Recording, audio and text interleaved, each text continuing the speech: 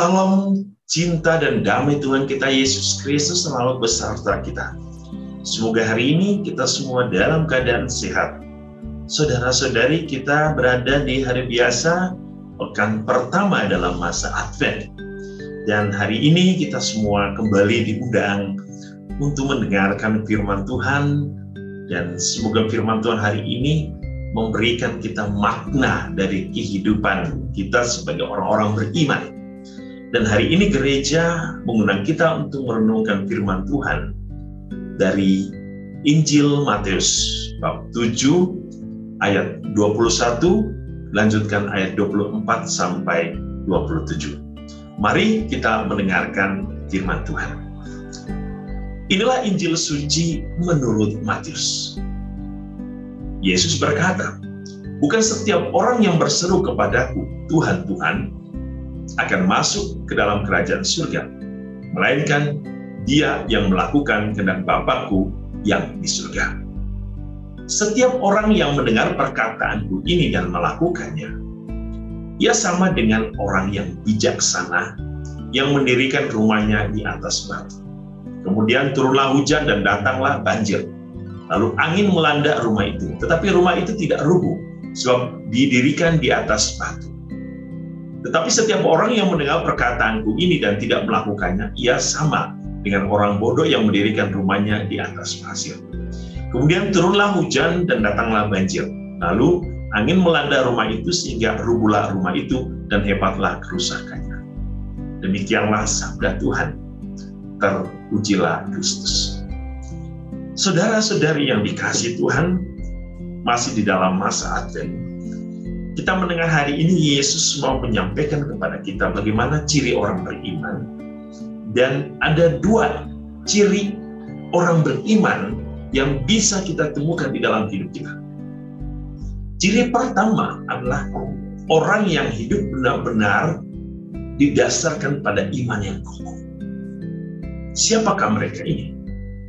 Mereka adalah orang yang mengimani Allah bukan hanya dengan perkataan, bukan hanya dengan pikiran mereka, bukan hanya dengan hati mereka, bukan hanya dengan jiwa mereka, tetapi dengan seluruh kehidupan mereka yang dinyatakan di dalam satu kesaksian hidup, dalam satu tindakan. Iman bukan suatu khayalan, iman bukan suatu hal yang semu, tetapi iman adalah sesuatu yang nyata, yang harus dibuktikan di dalam hidup. Maka Yesus berkata, bukan orang yang menyerukan namaku Tuhan, Tuhan, maka ia sudah masuk surga. Tidak. Tetapi ia yang melakukan perintah Allah, melakukan instruksi Allah, melakukan kehendak Allah, melakukan semua yang diinginkan Allah. Itulah murid Tuhan. Itulah yang layak masuk dalam kerajaan surga. Dan itu ciri iman, ciri orang-orang yang mempunyai iman yang kokoh. Dan Yesus menggambarkan iman yang kokoh bagikan orang yang membangun rumah di atas suatu kekuatan dasar yang kokoh di atas batu. Lalu ciri iman yang kedua adalah ciri iman yang rapuh. Ciri iman yang tidak kokoh, yang mudah jatuh. Dia adalah orang-orang yang seperti mendirikan rumah di atas pasir. Ketika ada badai datang, ketika ada gempa datang, ketika ada taufan hidup datang, ketika kesulitan hidup datang, mereka mudah meninggalkan Tuhan. Bahkan sudah meninggalkan Tuhan, mereka menyalahkan Tuhan. Seolah-olah permasalahan hidup mereka, beban hidup mereka, kesulitan hidup mereka itu disebabkan oleh Tuhan. Karena kita tahu Tuhan adalah Maha Kasih, Maha Cinta. Banyak orang meninggalkan Tuhan hanya untuk satu kepentingan yang sementara. Bahkan meninggalkan Tuhan untuk kepentingan duniawi, bukan satu kepentingan surgawi. Yesus hari ini mengingatkan kita, di mana ciri hidup kita? Sebagai orang beriman, apakah kita benar-benar membangun iman kita di atas batu yang kokoh atau di atas pasir yang mudah rapuh? Bagaimana ketika kita menghadapi kesulitan hidup ini? Masihkah Tuhan menjadi andalan kita? selama masa Advent kita mau memperbarui, agar mungkin iman yang kokoh memberikan kita suatu pemahaman bahwa segala perjalanan hidup kita pasti ada tantangan, pasti ada kesulitan, dan kita tetap setia.